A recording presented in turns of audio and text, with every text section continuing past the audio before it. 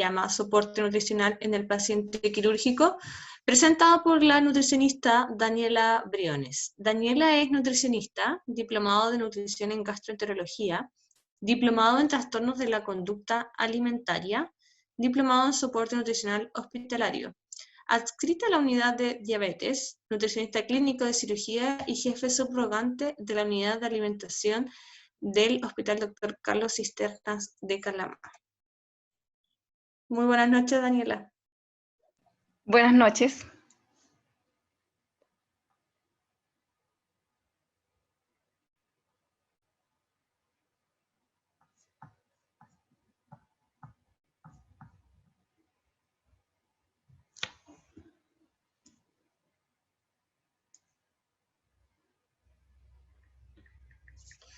Podemos comenzar cuando tú desees, Daniela. Ya. Bueno, el tema que le tenía preparado hoy es el tema de soporte nutricional en el paciente quirúrgico. Este es un tema que uno ve a diario en la práctica clínica. El tema de costos en cirugía, de lo que consume las cirugías en el nivel sanitario, son amplios y se elevan más aún si uno no aplica un buen soporte nutricional en un paciente quirúrgico. Se elevan aún más los costos, los días de estancia hospitalaria y aumenta la morbimortalidad en el paciente quirúrgico.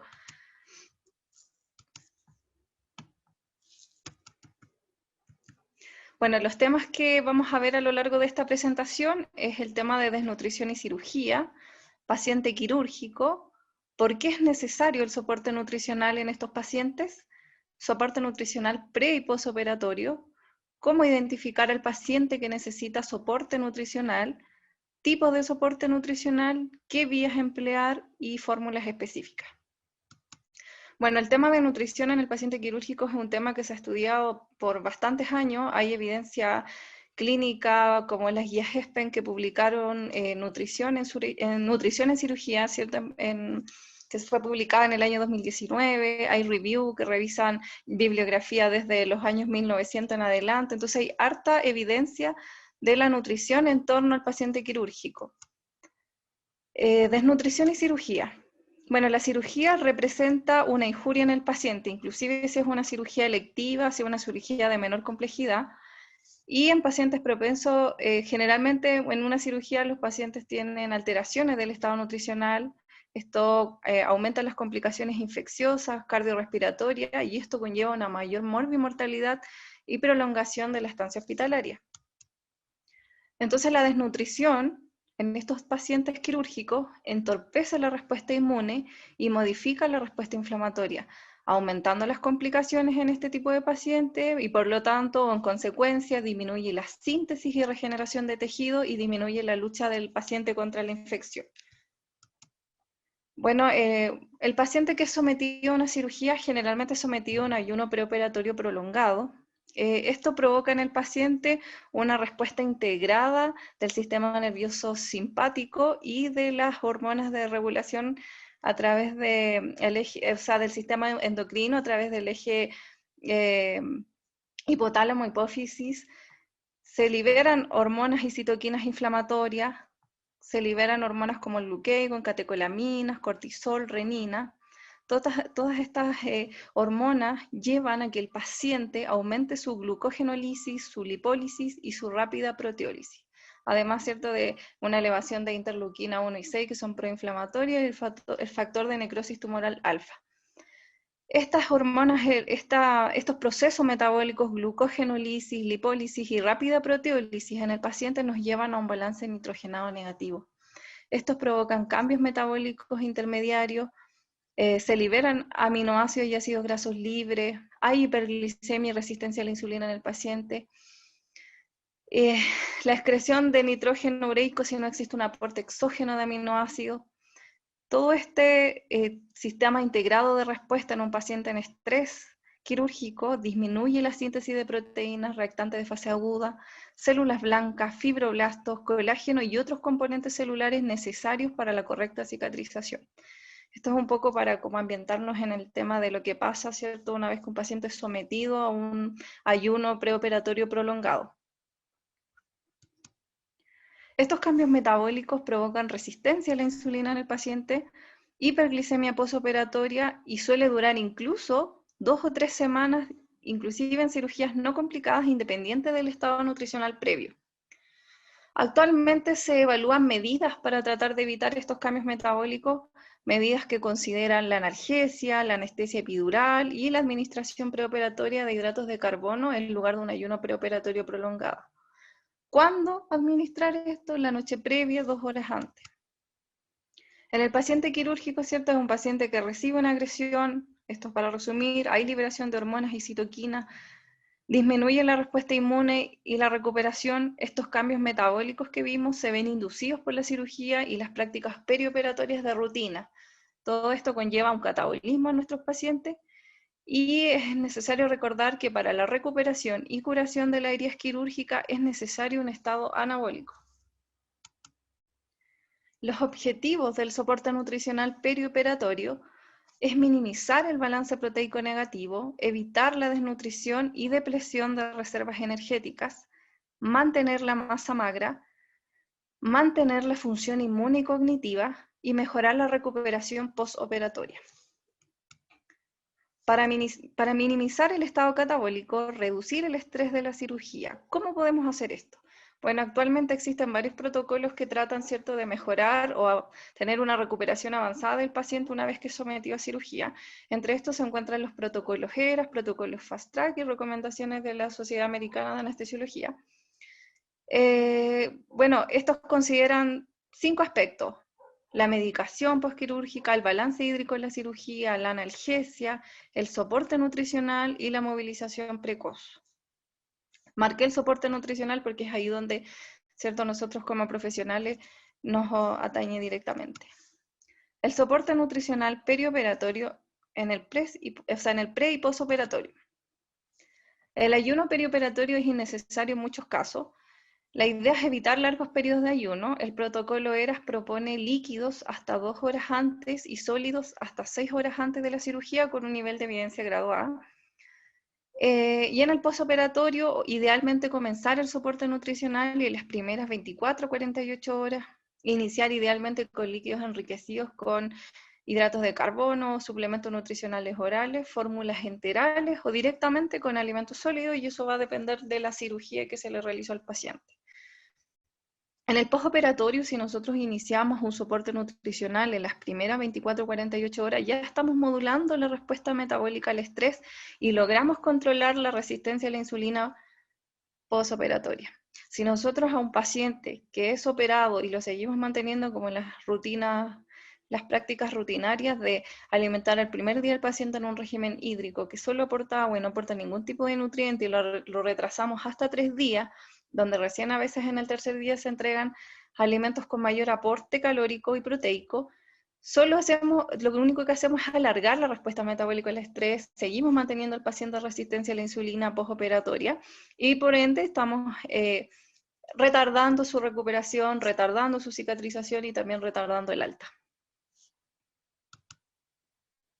En el preoperatorio, la idea es mantener o mejorar el estado nutricional previo a la agresión, disminuir la morbimortalidad perioperatoria, prevenir la desnutrición postoperatoria y prevenir la depresión en estados hipercatabólicos.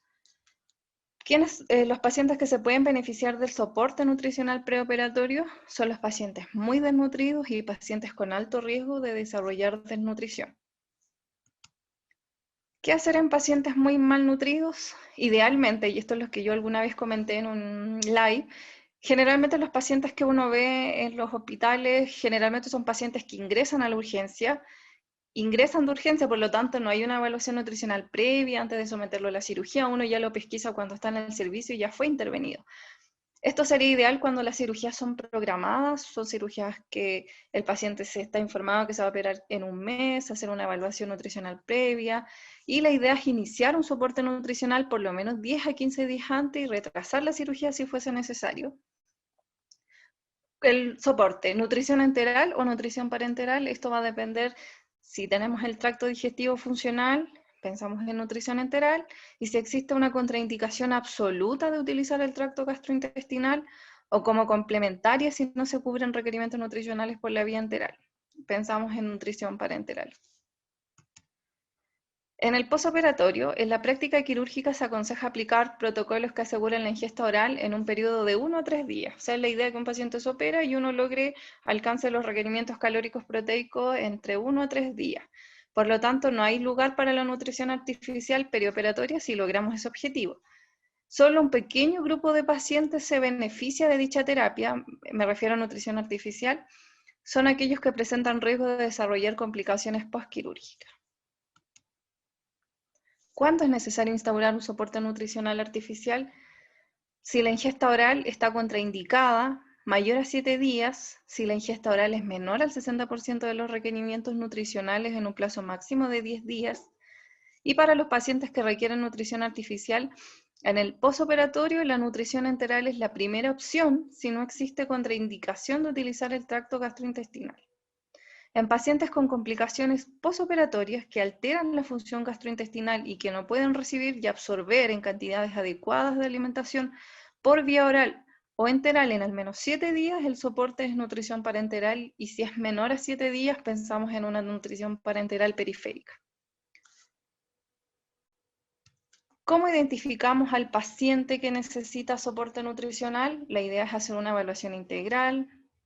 Evaluamos los riesgos de complicaciones post-cirugía, si es una cirugía que va a complicar o que va a aumentar el riesgo de que el paciente pierda peso o se desnutra, como son las cirugías digestivas, cirugías de cabeza y cuello. Evaluamos si el paciente está desnutrido, con la historia clínica, farmacológica y nutricional. Hacemos examen físico, medidas antropométricas y evaluamos datos de laboratorio.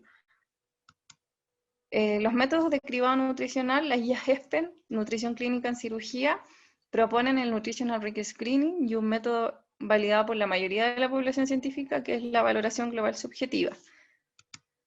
El Nutritional Risk Screening es básicamente un test que consta en la primera parte de 4 preguntas, donde si el paciente nos da cierto sí a una de las 4 preguntas, si es IMC menor a 20,5, si el paciente ha perdido peso en los últimos 3 meses, si el paciente ha disminuido su ingesta en la última semana, si el paciente está gravemente enferma, si damos sí a alguna de estas aseveraciones, ¿cierto? Damos sí, pasamos al segundo cuestionario donde evalúa si la desnutrición es leve, si el paciente ha perdido peso mayor al 5%, si la desnutrición es moderada, pérdida de peso mayor al 5% en los últimos 2 meses, o la desnutrición grave, y además evalúa la severidad de la enfermedad, si es leve, si es moderada, si es grave. Una vez aplicado este cuestionario, si tenemos mayor o igual a 3 puntos, consideramos que es un paciente en riesgo nutricional y es necesario iniciar soporte nutricional. Si nos da menos de 3 puntos este cuestionario, es necesario reevaluar semanalmente. Bueno, y la valoración global subjetiva es considerada herramienta para detección de desnutrición y riesgo nutricional y evalúa 5 aspectos, que es el cambio en el peso corporal, cambios en la ingestión de alimentos, presencia de sintomatología gastrointestinal durante más de 2 semanas, capacidad funcional e impacto de la enfermedad en el estado nutricional.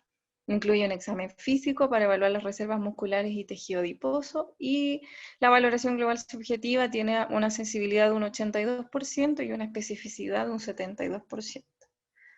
Tenemos 2 formas que la guía clínica de las guías ESPEN para evaluar un paciente en cirugía nos propone. Entonces identificamos nuestro paciente en riesgo nutricional.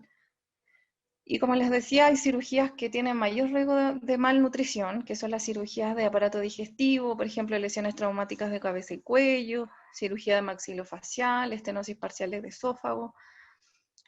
También en procesos patológicos específicos con ingesta imposible o insuficiente, quemados, sepsis, politraumatizados sin lesiones digestivas, anorexia, caquexia, tumores y SIDA. Cirugía no digestiva o preparación para la cirugía.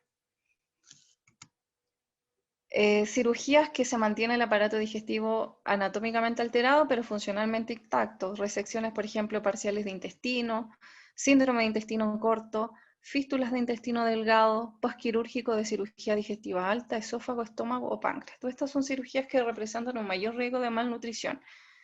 O cuando el aparato digestivo está anatómicamente intacto pero funcionalmente alterado, síndrome de malabsorción, pancreatitis aguda grave, enfermedad inflamatoria intestinal grave o recidivante, fístulas externas, biliar o pancreática. La valoración nutricional integral. Entonces evaluamos en el caso de la hospitalización la ingesta dietética, si el paciente está hospitalizado, el control de ingesta, si el usuario viene de su domicilio, un recordatorio de 24 horas. Realizamos un examen físico, evaluamos signos carenciales, evaluación del tono muscular, presencia de deshidratación, edemas, ascitis. Evaluación antropométrica si el estado del paciente lo permite, que incluye la medición del peso, la talla, el índice de masa corporal, porcentaje de peso perdido, pliegues cutáneos, perímetro braquial y perímetro de pantorrilla en el caso de adultos mayores y evaluamos composición corporal. Y exámenes bioquímicos, hematocrito, linfocitos, albúminas, prealbúmina, transferrina y nitrógeno urinario en 24 horas. Entonces definimos las características de nuestro soporte nutricional. ¿Cómo definimos las características del soporte nutricional? Evaluamos las necesidades energéticas de nuestro paciente, distribución de nutrientes, ¿cierto? Proteínas, lípidos, hidrato de carbono y escogemos qué fórmula. Si va a ser una fórmula enteral, una fórmula de nutrición parenteral, o si bien va a ser alimentación oral con soporte nutricional oral. Las necesidades energéticas se pueden evaluar en base a la ecuación de Harris y Benedict, que estima el gasto calórico en reposo, tasa metabólica basal, y para determinar el gasto calórico total de energía, ¿cierto? Aplicamos a la tasa metabólica los factores de corrección según el grado de actividad y el grado de estrés. Que en el caso de cirugía menor se considera 1.1 o cirugía grave 1.2 el factor de actividad. También es importante evitar la sobrealimentación, aumenta el gasto energético, el consumo de oxígeno y la producción de dióxido de carbono, especialmente importante en pacientes con alteraciones cardíacas y respiratorias. Ahora vamos a la distribución de nutrientes. En el caso de los hidratos de carbono, el aporte de glucosa como sustrato energético se ajusta para mantener la glicemia en valores entre 140 y 180 miligramos por decilitro, sobre todo en unidades de cuidados críticos, que la idea es manejar valores de glicemia en esos rangos. Importante evitar la sobrenutrición y no exceder los 5 gramos por kilogramo día de glucosa en el caso de glucosa intravenosa, y más o menos aportar entre el 50 y 60% del valor calórico total en hidratos de carbono. Distribución de nutrientes. Las proteínas, para minimizar la pérdida de nitrógeno, se recomienda un aporte diario de nitrógeno equivalente a 1.5 gramos por kilogramo de peso ideal con nivel de evidencia grado B, y el aporte proteico varía según 1.2 o 1.5 gramos por kilogramo día según la severidad de la enfermedad. Los lípidos, aporte de ácidos grasos esenciales que mantienen la estructura de las membranas celulares, modulan señales intracelulares, y el aporte diario va de 0,7 a 1.5 gramos por kilogramo día y es seguro y bien tolerado.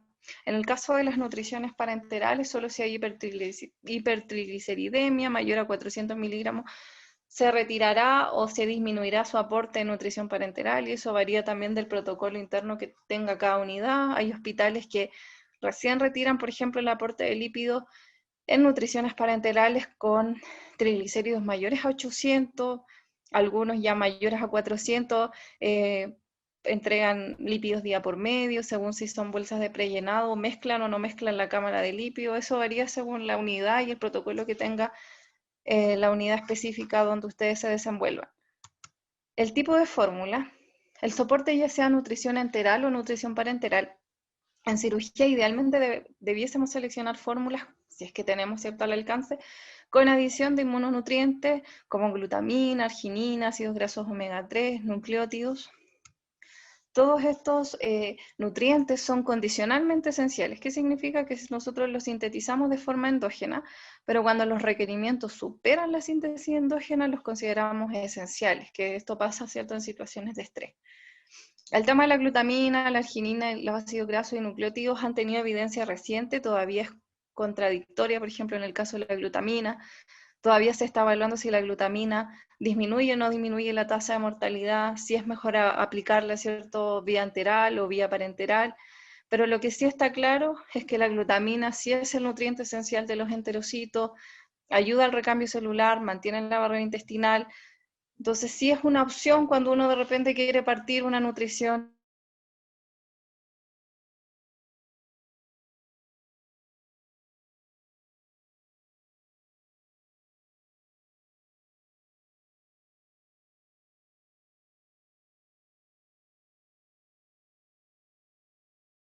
en un régimen líquido, una carga de maltodextrina. Bueno, y la arginina la vamos a ver más adelante en sus procesos de cicatrización. Los ácidos grasos mejora la función de neutrófilo, aumenta el porcentaje de linfocitos T ayudadores o T helpers, y los nucleótidos promueven la síntesis de ADN y ARN y mejora la actividad de macrófagos. Entonces, retomando, la desnutrición en un paciente quirúrgico entorpece la respuesta inmune y modifica la respuesta inflamatoria. Por ende, disminuye la síntesis y regeneración de tejidos y la lucha contra la infección. ¿Qué es una herida? Herida es toda lesión de la piel o mucosa accidental o intencional que provoca un cambio en la coloración y característica de los tejidos, aunque no haya pérdida de la continuidad de ellos. Acá tengo un esquema que grafica el impacto de la nutrición en la cicatrización de heridas. Aquí de forma gráfica podemos ver que una herida que no cicatriza está aumentado el catabolismo y está disminuido el anabolismo. Si ustedes se fijan acá, hay pocos neutrófilos, hay poco colágeno alrededor de la herida versus un paciente que está en anabolismo, le aportamos la energía necesaria, disminuimos el catabolismo, aumenta la síntesis de proteínas, en la zona de la herida hay más colágeno, hay más neutrófilo, la contracción de la herida disminuye y es una herida que cicatriza. En un paciente que no está recibiendo la energía necesaria es una herida que no cicatriza. Esto lo tomé de la revista de ostomías de Chile, para que más o menos tengan una idea gráfica de lo que pasa en un paciente cuando no cicatriza la herida. Los nutrientes involucrados en el proceso de cicatrización, bueno, una vez cierto que se genera una herida, hablamos de una herida quirúrgica, una herida que se obtiene después de un paciente en cirugía como una úlcera por presión. Una herida tiene 4 fases o 4 etapas de cicatrización, que es la hemostática, que aquí básicamente cierto se controla el sangrado, participa la vitamina K.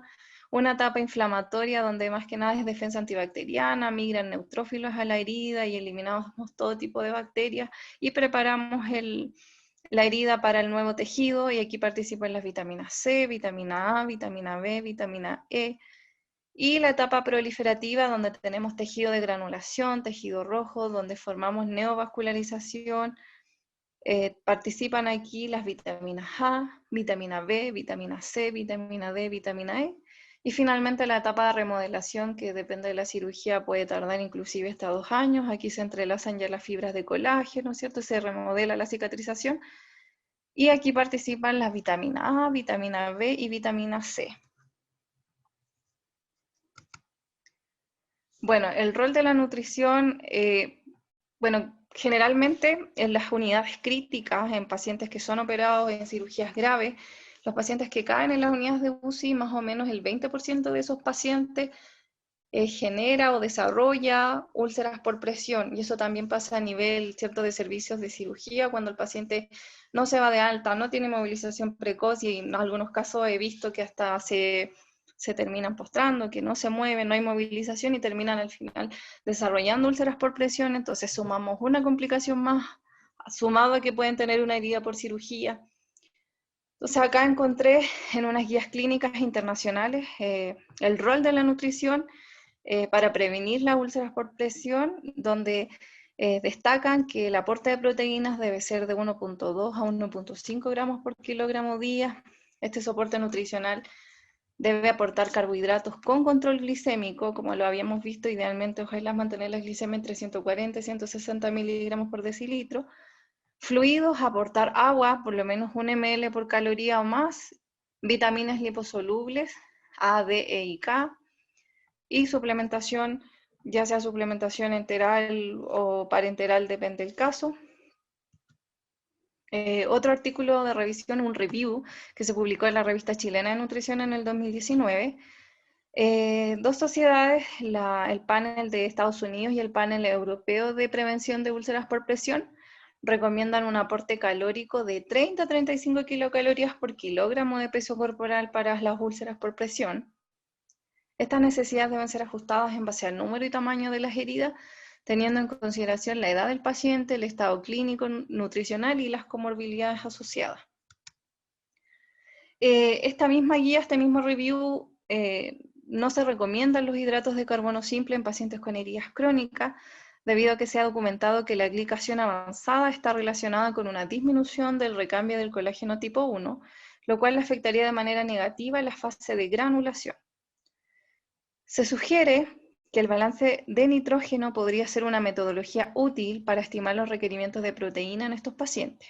En estudios que han utilizado esta aproximación, la ingesta de proteínas necesarias para lograr un balance nitrogenado en equilibrio ha oscilado entre 0.75 a 1.6 gramos por kilogramo día, según la condición y gravedad de la herida, estimándose que a mayor área y volumen de la herida es mayor también el catabolismo muscular. Entonces, las recomendaciones de aporte de proteína en pacientes con úlceras por presión, por ejemplo, del panel europeo, recomienda entre 1 y 1.5 gramos por kilogramo día.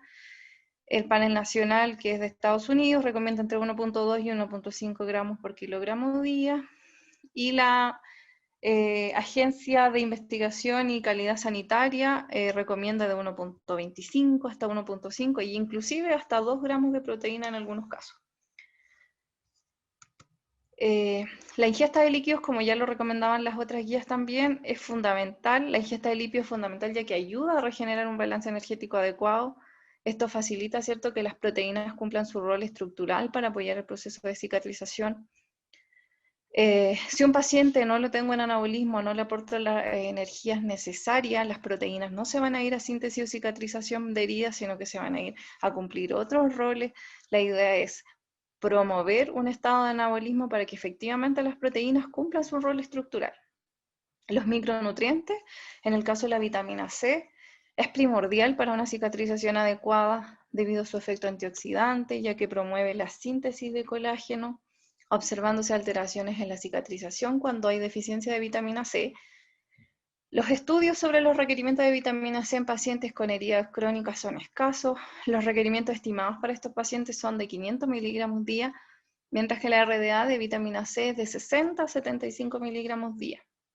La vitamina A también es otro compuesto, ¿cierto?, otro nutriente o micronutriente que participa en la cicatrización y es esencial para mantener la integridad del epitelio, ya que regula los genes que codifican para proteínas estructurales. La vitamina E tiene un rol antioxidante, vasodilatador e inhibidor de la agregación plaquetaria en humanos. Y la RDA de vitamina A es de 700 a 900 microgramos y la de vitamina E de 12 a 15 miligramos día de alfa-tocoferol.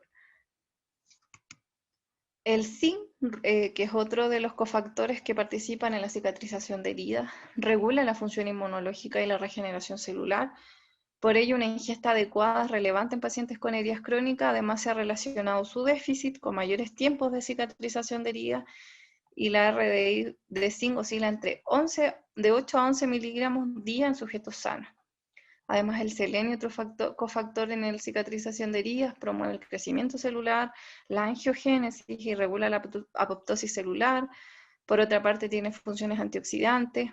La RDA del selenio es de 45 a 55 microgramos día.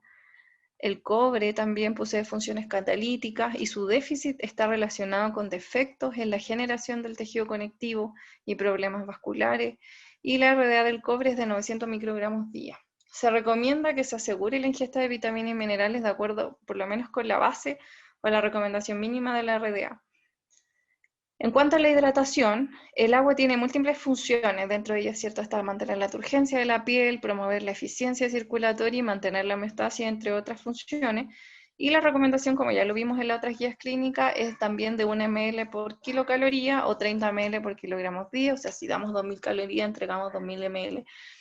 Considerando que el requerimiento de agua estipulado por el Instituto de Medicina de la Academia Nacional es de 2,5 litros por día.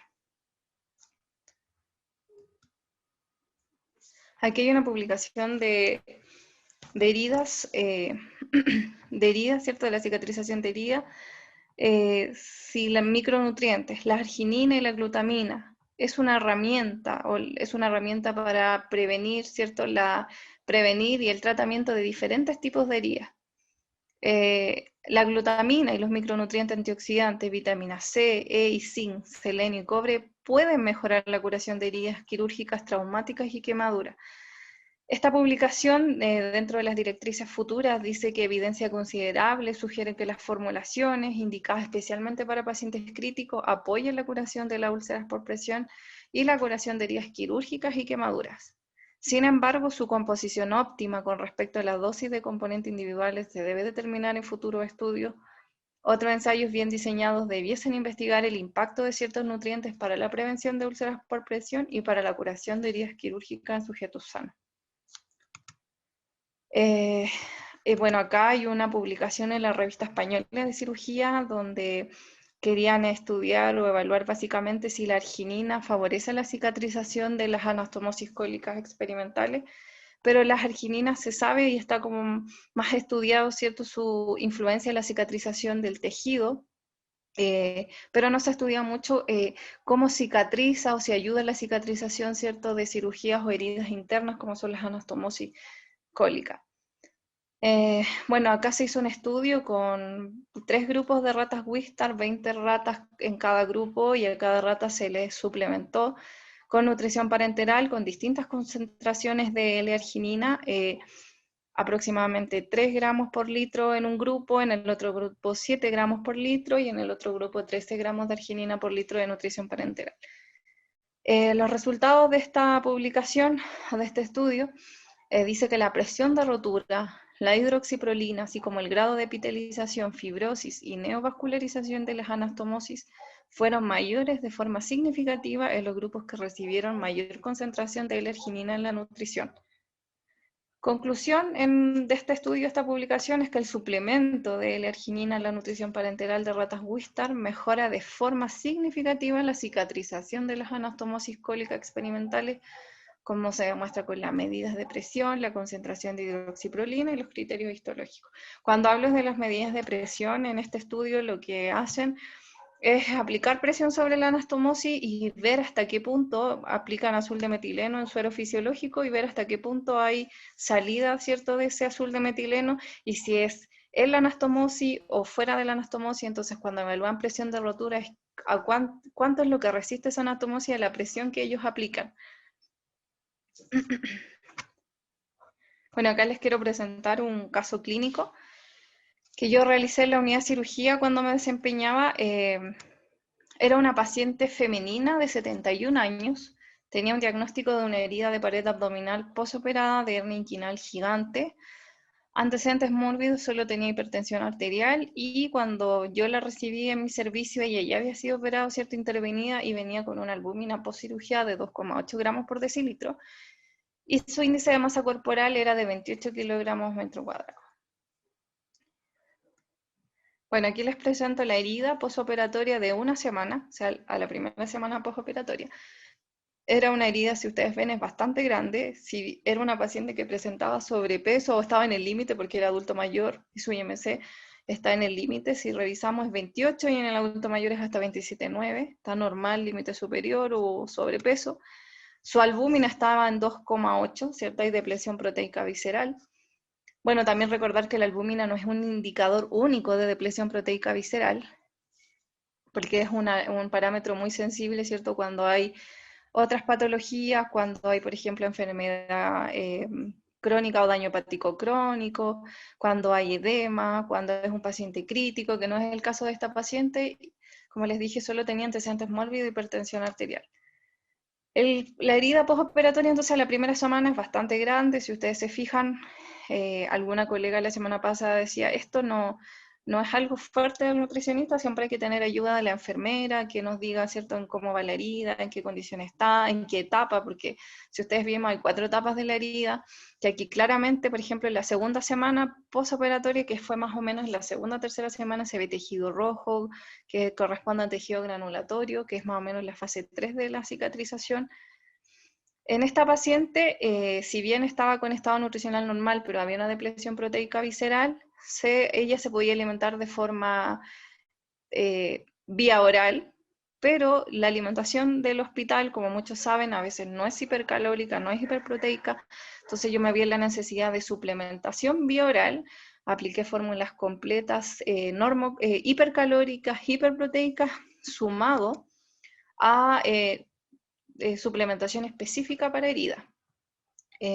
Así es como terminó la herida. Fue la última semana que la vi, que fue como el mes o tercera semana. Ella ya había bajado algo de peso, tenía un índice de masa corporal de 26,7, la albúmina ya a la tercera o cuarta semana estaba en 3,8 gramos por decilitro. Además de darle cierto la alimentación vía oral, soporte nutricional vía oral con fórmula hipercalórica preproteica, sumé una dosis de nutrición especializada para heridas, un sobre al día. Esta paciente estaba en balance nitrogenado +2. Como ustedes bien veían, la única forma o la forma más certera de saber cuánta proteína está catabolizando un paciente es pedirle al doctor el nitrógeno ureico cierto en 24 horas y poder determinar cuánta proteína está perdiendo esta paciente, cuánto es lo que está catabolizando y tratar de llevarla a un balance nitrogenado 0 o de anabolismo para poder asegurar la cicatrización de la herida. En este caso yo le aportaba 1,6 gramos de proteína por kilogramo de peso. Suplementación con glutaminas y probióticos. Bueno, una de las consecuencias cuando los pacientes son sometidos a una cirugía, es común, ¿cierto?, que en estos pacientes utilicemos medicamentos como los AINES y antibióticos, y esto provoca alteración en la barrera y en la microbiota intestinal. Entonces, los probióticos son microorganismos vivos que cuando se administran en cantidades adecuadas confieren beneficios para la salud del huésped. ¿Por qué les voy a hablar un poquito del tema de suplementación con glutamina y probiótico? Porque es bastante común que un paciente de cirugía, cuando está con ciertos antibióticos, presentan grandes volúmenes de diarrea, se retarda su alta. Entonces los probióticos es el boom ahora, hay muchos estudios que asocian los probióticos con beneficios, que confieren beneficios a la salud y que inclusive pueden ayudar o prevenir enfermedades. Según la revista de gastroenterología define a los probióticos como microorganismos vivos que cuando se administran en cantidades adecuadas confieren beneficios para la salud en el huésped. Algunas cepas e indicaciones con evidencia de grado 1A y 1B de la guía práctica de la Organización Mundial de Gastroenterología, probióticos y prebióticos proponen, por ejemplo, algunas cepas de probióticos para el tratamiento de diarrea infecciosa aguda, como el Lactobacillus rhamnosus, Saccharomyces boulardii, prevención de diarrea asociada a antibióticos en las cepas de Lactobacillus rhamnosus GG, Saccharomyces boulardii, Bifidobacterium lactis y Thermophilus. Trastornos intestinales funcionales, Lactobacillus rhamnosus GG y Lactobacillus reuteri. Prevención de enterocolitis necrotizante, Lactobacillus acidophilus, Bifidobacterium bifidum y Bifidobacterium infantis. Estas son todas cepas de probióticos que tienen evidencia, como les dije, grado 1A y 1B en estas distintas, En estas distintas indicaciones. Tratamiento de diarrea infecciosa aguda en los niños, prevención de diarrea asociada a antibióticos, que este es el tema que a mí me interesa, y trastornos intestinales funcionales. Bueno, un estudio doble, randomizado, piloto, estudió el Lactobacillus reuteri, específicamente la cepa ATCC 55730. Eso es importante porque para poder indicar un probiótico es importante que ese probiótico tenga bastantes estudios en humanos y ver qué se estudió, qué cepa, porque podemos decir Lactobacillus reuteri o Bifidobacterium, pero ¿cuál es la cepa que se asocia, ¿cierto?, al beneficio? En este estudio se evaluó, ¿cierto?, este Lactobacillus para la prevención de diarrea asociada a antibióticos en adultos hospitalizados. Aquí, más o menos participaron de este estudio 31 pacientes, los cuales se dividieron en dos grupos. A un grupo se les administró un placebo y al otro grupo se les administró Lactobacillus reuteri, 10 elevados a 8 más o menos, que eso equivale a 100 millones de unidades formadoras de colonia, 2 veces al día. Y bueno, se concluyó los resultados después de 4 semanas aplicando este probiótico, más 2 semanas de seguimiento. En el caso del grupo que recibió los probióticos, los pacientes que no tuvieron diarrea, un 92% de ellos y solo el 7,7%, que acá lo aproximo a 8%, presentaron diarrea, y del grupo que recibió el placebo, el 50% no tuvo diarrea y el 50% sí presentó diarrea. Entonces las conclusiones de este estudio piloto controlado con placebo y el reuteri, con cierto 2 veces al día de esta cepa probiótica, Durante 4 semanas disminuyó significativamente la diarrea asociada a antibióticos entre los adultos hospitalizados y el L-Reuteri fue seguro y bien tolerado. En el caso de la glutamina, que la glutamina no es probiótico, ¿cierto? Es un aminoácido usado por el cuerpo, como lo vimos más adelante, ¿cierto? Lo vimos, perdón, más atrás. La glutamina es un aminoácido usado por el cuerpo para síntesis de proteína, tejido y como fuente de energía. Es un aminoácido condicionalmente esencial, porque en situaciones de estrés se vuelve esencial. Es un principal sustrato energético para células de recambio rápido. Ahí tenemos las células del enterocito. Aminoácido no esencial, ampliamente distribuido en el organismo. En condiciones de estrés es considerado, como les decía, esencial. Y tiene papeles o roles en el sistema inmune, es donante de nitrógeno para síntesis de purina y pirimidina, es sustrato para formación de arginina, sustrato energético para células de división rápida, enterocitos, linfocitos, macrófagos, por lo tanto, la glutamina en el sistema digestivo también activa el sistema linfático asociado, intestino. Es el principal combustible energético entonces de los enterocitos.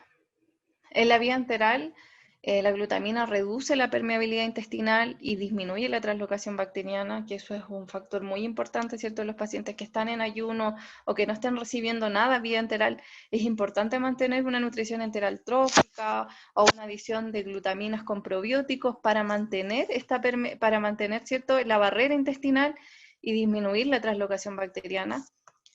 Y la suplementación con glutamina durante la enfermedad mejora la barrera intestinal y la función de los linfocitos y preserva la masa corporal magra.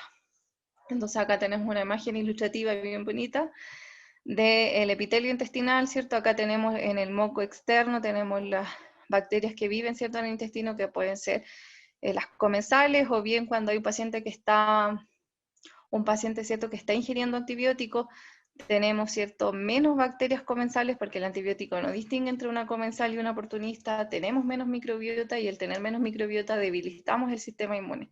Por eso es importante acudir a un suplemento que nos entregue, ojalá, nutrición para el enterocito con glutamina y algún probiótico, que el probiótico, como ya se ha visto, tiene bastantes funciones.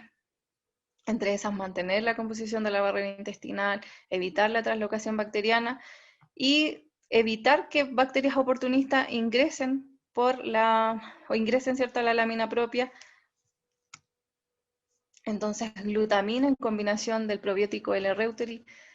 En el caso de la glutamina, ¿cierto?, nutre las células intestinales, mejora la absorción de nutrientes y líquidos, y el Lactobacillus reuteri restaura la microbiota intestinal, produce antimicrobianos y desplaza las bacterias oportunistas. Estos son algunos de los beneficios que tiene este probiótico L-Reuteri. Lactobacillus reuteri también tiene mucha evidencia en prevenir o disminuir los cólicos del lactante, disminuir los tiempos de llanto en los lactantes, inclusive muchas cepas ya se están utilizando, ¿cierto?, en fórmulas infantiles. Es un probiótico seguro que hasta la fecha no ha mostrado enfermedad como otros probióticos que se ha visto por ahí bacteriemia, ¿cierto?, hepática. Entonces es un lactobacillus seguro que hasta ahora no ha presentado efectos secundarios.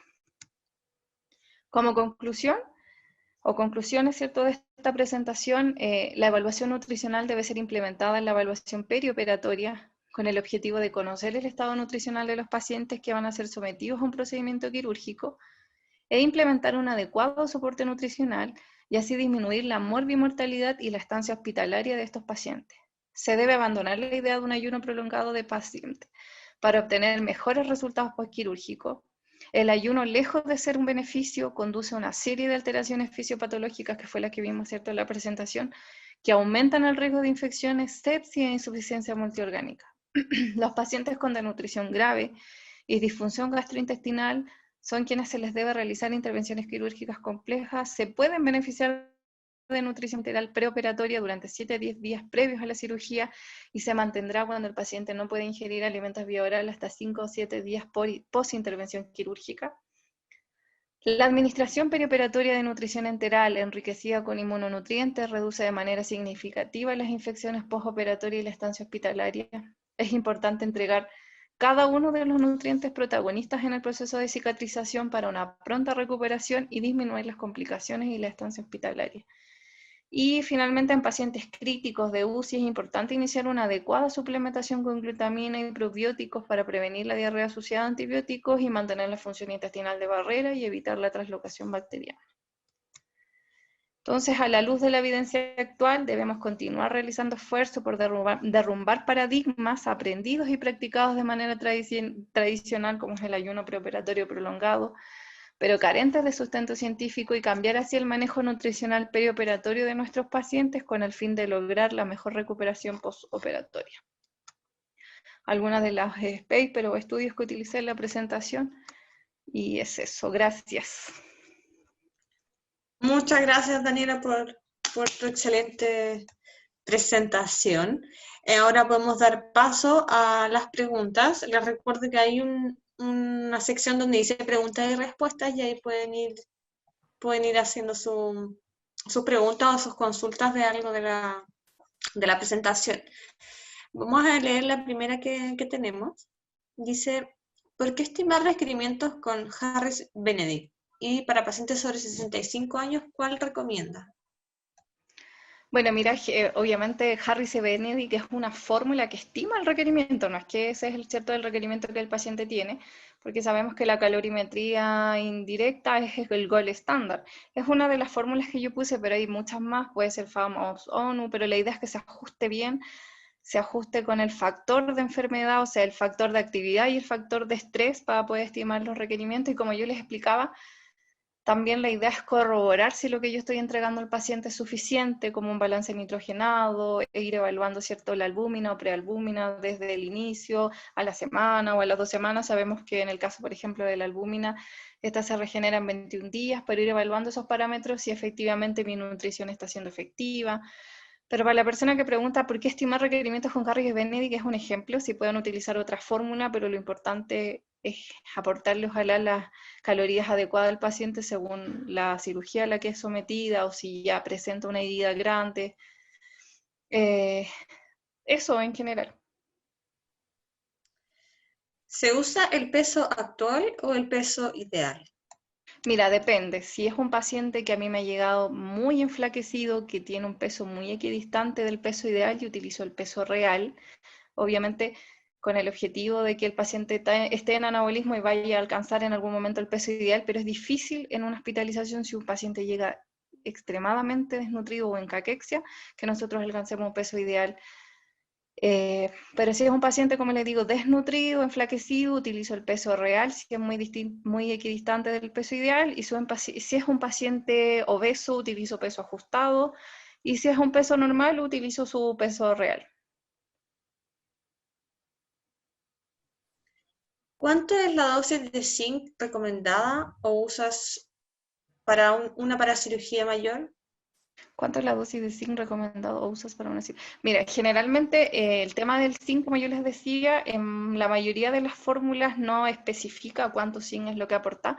Por eso yo, además de que el paciente le entregue una fórmula o un suplemento enteral normocalórico o hipercalórico hiperproteico, idealmente, si está disponible, le sumo un suplemento especializado en heridas que aporte el piso que yo dije de la RDI de zinc, que no recuerdo el valor exacto, podemos volver atrás la presentación, pero trato de cumplir el piso del RDI, y si tengo al alcance una fórmula específica para recuperación de heridas, lo uso además para complementar el aporte de zinc. ¿Qué dosis del suplemento de arginina se usó en el caso y por cuánto tiempo? Mira, en el caso yo utilicé, como les decía, yo tuve la paciente en anabolismo, el nitrógeno ureico, ¿cierto? Lo llevaba balance nitrogenado más 2. En este caso, aparte de aportar más o menos lo que ella requería en proteínas, que eso es importante para poder asegurar, ¿cierto?, que la arginina y todas las otras proteínas que aportemos se vayan, o su función se vaya específicamente a cicatrizar y no cumplir otras funciones.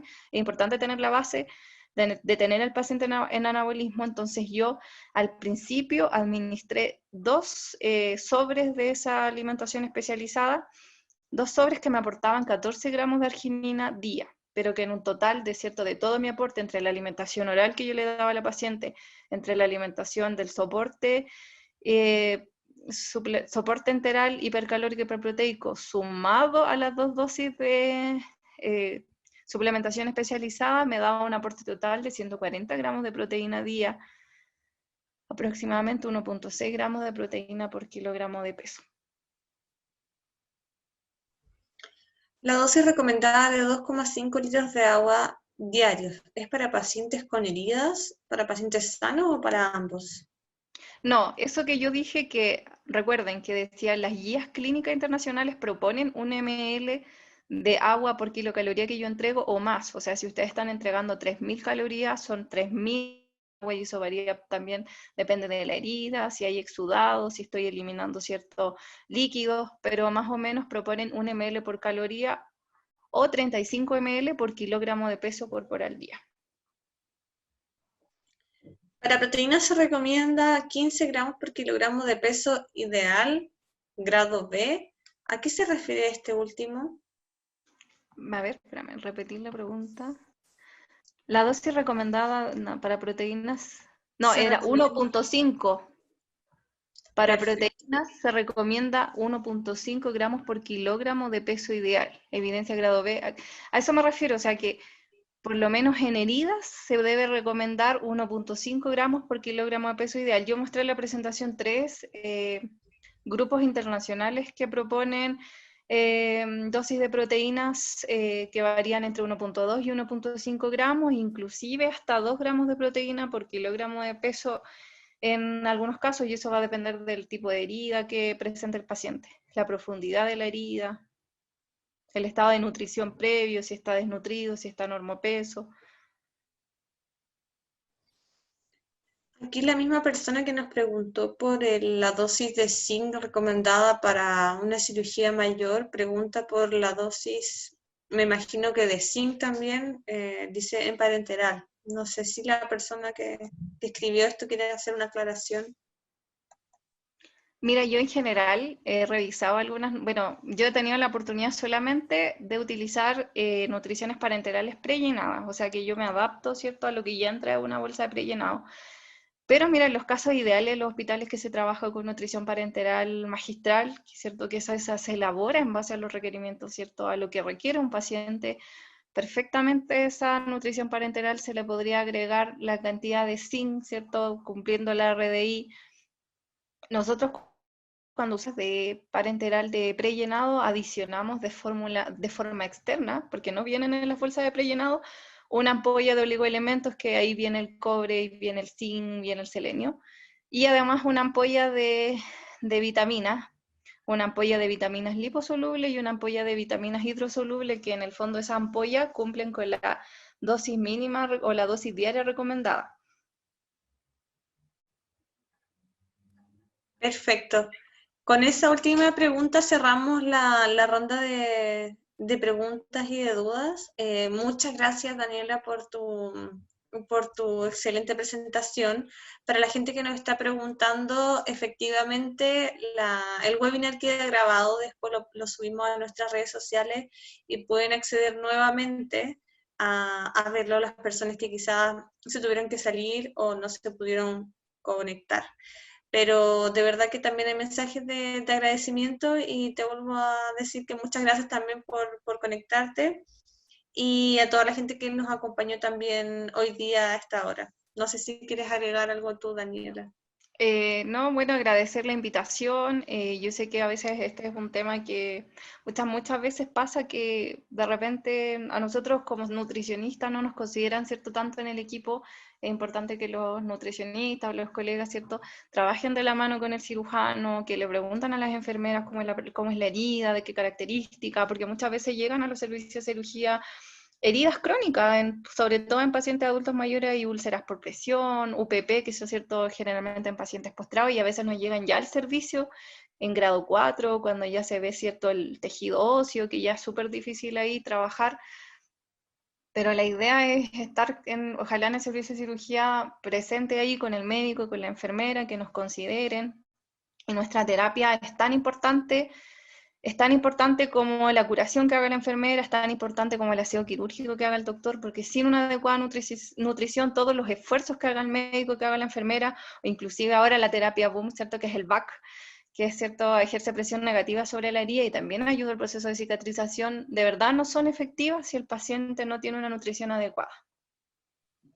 Exactamente, y la verdad es que nosotros eso es lo que queremos lograr también con este espacio de webinar, todo enfocado en lo que es la nutrición especializada y recalcar sobre todo el rol de la nutricionista en el área hospitalaria y también clínica, que es súper relevante. Así que excelente mensaje para cerrar el webinar. Así que muchas gracias, Daniela, Bueno, gracias a por ustedes por la acompañarnos invitación. hoy día y muchas gracias a todos. Muy buenas noches, que estén muy bien. Nos Buenas vemos. noches.